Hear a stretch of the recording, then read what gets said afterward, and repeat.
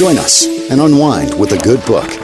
Welcome to Relaxing Reads. Welcome to our book club chat. I'm Anne from the Morning Breeze in New Glasgow, Nova Scotia. I'm Deb from the Morning Breeze in Halifax. And I'm Simone from Breeze Afternoons in Vancouver and Edmonton. And our latest book is Malibu Rising from best-selling author Taylor Jenkins Reid. It tells the story of 4 famous siblings who throw an epic party to celebrate the end of summer in 1983. But over the course of 24 hours, their lives will change forever. By midnight, the party will be completely out of control. By morning, the Riva mansion will have gone up in flames. But before that first spark in the early morning hours before dawn, the alcohol will flow, the music will play, and the loves and secrets that shaped this family's generations will all come rising to the surface. Okay, on that note, let's get to it. Malibu Rising.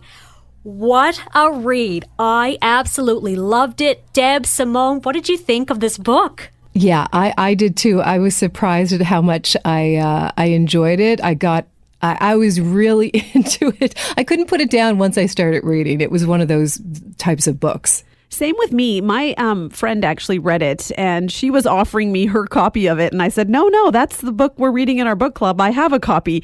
And I asked her, I said, what did you think? And she kind of went, And I was like, oh, okay. And so I didn't really go in with expectations. I had seen other people post about it. Obviously, it's a New York Times bestseller, so I knew it had to be good. So since I think I went in with not such high expectations, I actually quite enjoyed it. And it was better than I thought it was going to be. So it was good. Yeah, when I first looked at it, I'm like, what do I know about Malibu and surfing and how will I ever get into this read? And instantly I was in, and I was the same as Deb. I could not put this book down. So let's get right to it. What were your first impressions of the siblings, and did that change as the story went on? And Simone, we'll start with you. My first impression was that they were all just so perfect and so athletic. They describe how beautiful and how sun-kissed their skin is. And, they like to get out on the surf, and they've got contracts with all these magazines and people just after them, especially 3 of the 4 siblings. They just kind of had it all together. And then, as you get into it, you kind of start to understand them on a deeper level, more than just that surface level, which I enjoyed, because I think that's what it was in the beginning. It was kind of like, is this just going to be a bunch of, about a bunch of surfers who live this kind of amazing life? But when you actually got to know a bit about the root of their characters, it was actually quite interesting to kind of get to know what each of them was all about and how different all 4 of them were. Yeah, I feel the same way. I'm not a surfer. I've never surfed, but they got me wanting to actually get into it. But I did find that, oh my gosh, who are these people in their lives? But they do care a lot for each other, enough to tease, the typical sibling rivalry. And because they all surf, challenging each other when it comes to that common interest, even just keeping the household in order. They all seem to come together fairly well, considering all things, once people get into it and know the story in the background. For me, the one that I thought, she's holding back. There's some kind of a mystery surrounding her. Nina, who of course was the caretaker, the oldest sibling, or the oldest sister, I thought that there was something more to her, that she wasn't letting it all out. And I wasn't quite sure how I felt about her until a little later on. Yes, I totally echo what you both say. And when I first started this book, I was thinking the main characters may be somewhat superficial, living in Malibu, getting ready for this big party in one of their mansions. But as the story unfolds and you find out about their backstories and realize there's so much more to each of them, especially Nina. And Deb, you were just mentioning Nina. I was so taken with her story. Here she is, this famous supermodel surfing star, married to a tennis star, daughter of a singing superstar, but she's been through so much, and her story shows such depth and compassion. She shoulders the weight of her family and helps basically to raise her siblings. She was my favorite character by far, my favorite of the siblings. But they all had their own struggles and experiences that added to the story as well. There's so many levels to it. I just really, and I found it was easy to follow along with as well. I didn't, even with the switching between characters, I didn't feel lost in it. You know what I mean? I think that's just it. I mean, this book, by the time you get to the end of it, near the end, there are so many characters introduced, especially at the party. And you're right. You can keep up with what they're doing, and you have a level of interest in, wow, what are they about? What's more of their story? Yeah. Right. And I was just going to say that, despite all their difficulties, it always appeared to be so much bigger and better and more romantic and entertaining, their lifestyles. But then, when they came together and you learned a little bit more, it was as if, oh my gosh, okay, they've got all this going on, but they're really like so many of us as well. And for me, Nina reminds me a lot of a good friend of mine who kind of started the caretaking when she was quite young, and she was able to fall into the role of a parent. And here am I beside her growing up thinking, how do you know how to do all these things when you're still a child yourself? Right, yes. And as we were saying too, with all the characters, there's also multiple timelines. Again, easy to follow though, and really interesting. The majority is focused on the 4 siblings and their parents. So what storyline did you find the most gripping? Simone, what do you think? I think it was the story between the 2 brothers and, the situation of him dating the brother's ex-girlfriend. And it's just, that's a big secret to keep. So when he was going through the motions and trying to figure out how he was going to tell his brother, because obviously there's this level of trust there, that one was kind of like, oh, that's a big conversation to have. And how is this going to turn out? Especially as Deb, you mentioned, they were so close-knit. They were so tight with each other, that special sibling bond, having lost their parents and stuff. So that one was very intense, the way that one rolled out. Definitely was. For me, do you know what? I think it was June and Mick, the parents. And even though as we get to know Mick a little more, I was still hoping for so much more from him and rooting for that true love story and feeling for June all these years. And also the connection early on that she had with her children. And baby Hud, the connection that she created, and she took in this baby. I really felt for her, and I was so hoping that things would turn out a little differently for her. But I was intrigued by their parents. So was I, Deb. I made a few notes here, and I was like, Mick and June, what a story. And I just like trying to unpack what's going on with Mick and why he could never really commit to being a dad, to being a husband. It seemed like he just never felt that what he had was enough. He kept jumping from woman to woman, marriage to marriage, house to house, and he never really settled.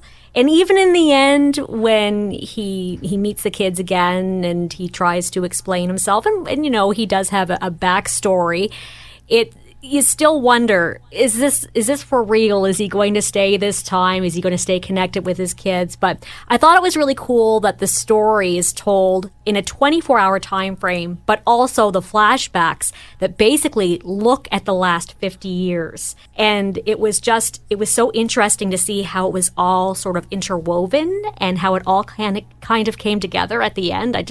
I really enjoyed the way that it was laid out. I don't know about you two, but just the way again, as Deb said in the beginning, I could not put this book down. I just found it so cool the way it was written. I've never read anything like it, honestly. Yeah, and I think that's just it. Having that backstory was nice, but you were kind of like, okay, now what's going to happen? Let's get back to the party. What's happening over there or on that timeline? Right? Yes. Yeah. And on that note, what did you think about all the details of the party scenes? Because that was super quick and we were meeting lots of characters. Anything stand out for you? Anything make you go, oh? Well, I my just know gosh. when I'm prepping for a party, obviously it's not on that level, but I'm not out surfing twice in one day. I'm just like trying to get my mind around what I'm going to do. And they just seem to have all this free time during the day where they're like, let's hit the surf. All right, let's hit the surf again. And I was like, you guys are hosting a party. Should you not be focused on that? But, they had help. But it was just, it was wild. There were some parts where I was like, this is a bit much. But I've also heard of these LA parties where you are having these trays come out with things to ingest that you maybe shouldn't be having. And so that part of it, I was like, wow, this is obviously unlike any kind of party I've been to. But when it got into, the smashing of plates and swinging So on rude. chandeliers, I was like, this seems a bit far-fetched. Like, does this really happen and nobody cares? Like, that was a bit much for me. Yeah, like it was on a university dorm frat boy kind of level with the way they were respecting or disrespecting the home. But I think it was everything we imagine it would be like in those lavish lives from the rich and famous, ripped from the covers of the tabloids. But when they were describing the clothing, the characters, the music, it kind of brought me back. With all the craziness of the night.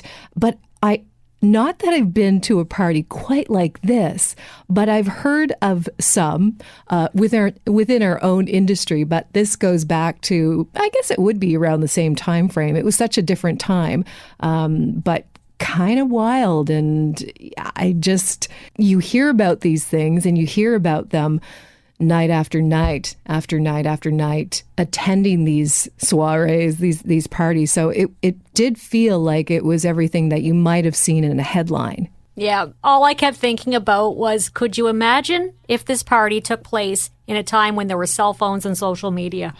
Oh my gosh. Oh my gosh. That's all I could think about. And it's interesting because I was listening to an interview with the author of this book, Taylor Jenkins Reid, and she writes specifically, she says she tries to write in times pre-cell phone, pre-social media, so they can really dive in without having to go down that road with bringing up the cell phones and whatnot. But anyway, that's a sidebar.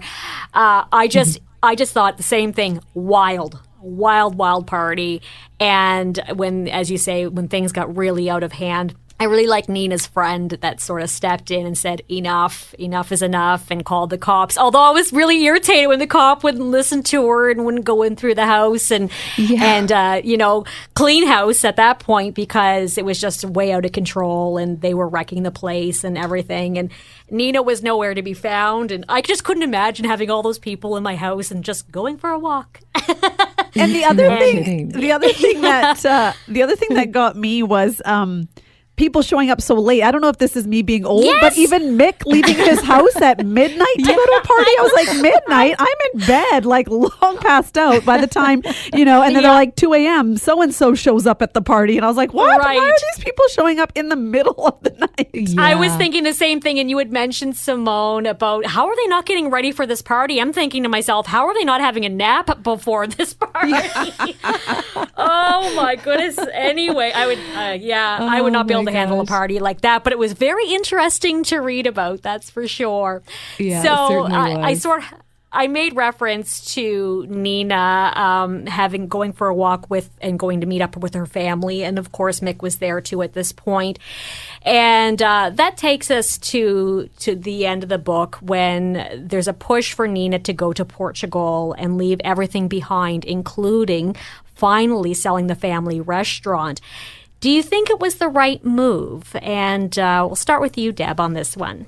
I do, absolutely. I think it was the right move for her. I was really surprised that she made the decision. She was finally able to do something for herself without any hesitation. That was, I think, such a big surprise for me. But I'm happy that she did it, because she had for so many years been living for so many others, and she couldn't think about herself. She should have been able to take a moment, but she couldn't in her mind. She had to take care of the family, her siblings, and everything that was happening around her. There was never any time for herself and what that might mean. And Simone? I don't know about this. I feel like she's going to go and she's going to be there for a while and she's finally going to get the space and that time for herself, unwind. And then I think she's going to think about this new baby that's on the way and other things that her siblings are doing. And she's going to have a pull to come back. And I don't know if she'll be there a long time. And that's why I feel like there could be a follow-up to this where we see her go and lead her life in Portugal. She falls in love, kind of has her story, but realizes she wants to be closer to her siblings, and where Mick can redeem himself because he hasn't until this point is maybe he shows up as a grandfather and he finally gets it right. So that's what I would root for to happen in this whole scenario. I hope Didn't so. you love when she just gave it to him at the end, though? Like when she really let it all out? Like he just was like, yes. I felt bad, though, because, you think of like, older generations and sometimes, they did the best they could and they didn't have the right tools. Like, I mean, we all can make mistakes and some people learn from them and some people just won't. And so when I saw that you want to root for him and hope he changes, but he doesn't, it's just like he's just one of those people that is unfortunately not going to change, and that's who he is. So you don't put a lot of stock in it, but you just kind of say, okay, so we know what our relationship with him is going to be. We can't expect more. So we will give as much as he gives. And there we go. I was thinking about like the drama that he has created within every relationship he has had over the years, from one woman to another. I think that maybe for him, it goes back to his childhood and not knowing what true love was from his own parents. He didn't have that. So because he didn't have that, he didn't have that connection. So he had to keep moving from one relationship, whether it was a friendship or a love affair. That's just the way that he's been able to kind of perhaps put things away from the past or try to erase it because he just doesn't know any better. But I'm hoping, Simone, that you're right and there's another chapter that we can get into and see him as a wonderful grandfather. Yeah, let's hope so. I just think, though, like with Nina, she kept taking all this stuff that was thrown at her and she just go on with it and get stuff done. Like she just never really complained and just did what had to be done because it had to be done. But it just felt like you could feel the weight of it. Like, I'll tell you, one of my favorite parts is when she finally she's just done with everything and she goes and grabs a plate of cheese. I'm like, finally, eat the cheese. Eat it. Eat it all. Because you could tell when she was making the sandwiches for the siblings or whatever, she'd always just have tomato on hers. And she always just sort of, top of mind for her was, to have a certain diet and live a certain life so she could make the money and take care of everyone. Like it was never about her. It was always about everyone else. So that in that moment when she let Mick have it, I just felt like it was finally, she was getting it off of her chest. And there was another part with Nina. She was so my favorite character in this book. I loved all the characters, but Nina especially. And if you could just indulge me here for a moment, because it is a bit of a lengthy part of the book here, but I think it really sort of brings it all together, where she's at and where they're all at as a family. So Nina suddenly had a picture in her head. It was as if June had given her a box, as if every parent gives their children a box full of things they carried. June had given her children this box packed to the brim with her own experiences, her own treasures and heartbreaks, her own guilts and pleasures, triumphs and losses, values and biases, duties and sorrows. And Nina had been carrying around this box her whole life, feeling the full weight of it. But it was not. Nina saw just then her job to carry the full box. And it goes on to say her job was to sort through the box, to decide what to keep and to put the rest down. She had to choose what of the things she inherited from the people who came before her she wanted to bring forward, and what of the past she wanted to leave behind. I just thought that was such a, it really kind of encompassed what the story was about. Mm-hmm. And the box was pretty heavy, wasn't it? With right? all the issues that came along with it. Yeah. And you think about, there was alcoholism, addictions that were part of this story as well. And Nina herself with her own body image, talking about, the food, finally she's able to indulge a little.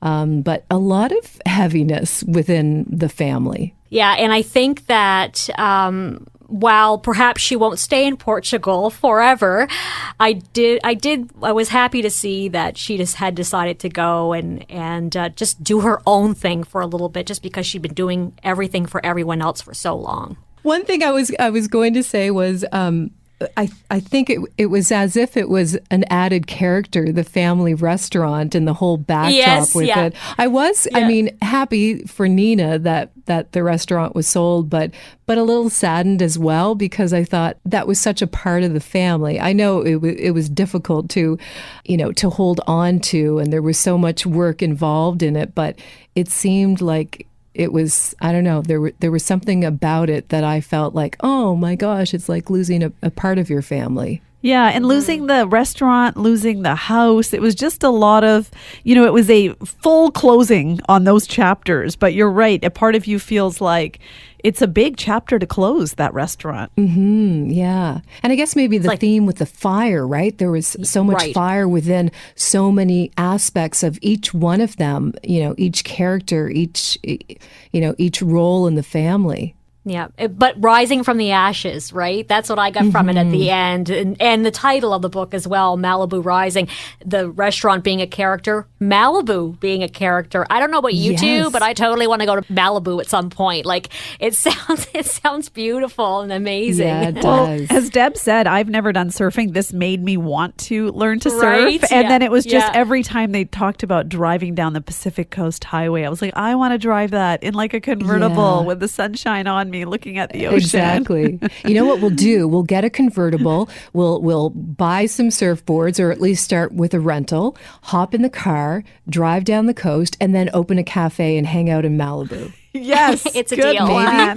Maybe. Love it. Yeah, no, I think this was one of my faves. I absolutely loved it. I thought it was great. So I look forward to the next part of the story, as you say. Maybe there'll be a sequel. And coming in the future. Deb filled me in while we were talking the other day that this show is going to be picked up to become a series. Yay. That's exciting. Yes. Love That's it. exciting, because not only will we get to relive, the story here, but I think that Simone will lead to your next chapter that you've already, started writing for her. Yeah, exactly, right? Yeah. I can't wait to see who they cast. I know. Well, it was a great read, ladies, and I'm glad we had a lot of good insight on this one as well. And I hope the story continues at some point. And thank you again for being here and listening through our discussion. And we'll be back again with you soon after we review another book. Thank you for kicking back and relaxing with us. We hope you'll join us again on Relaxing Reads.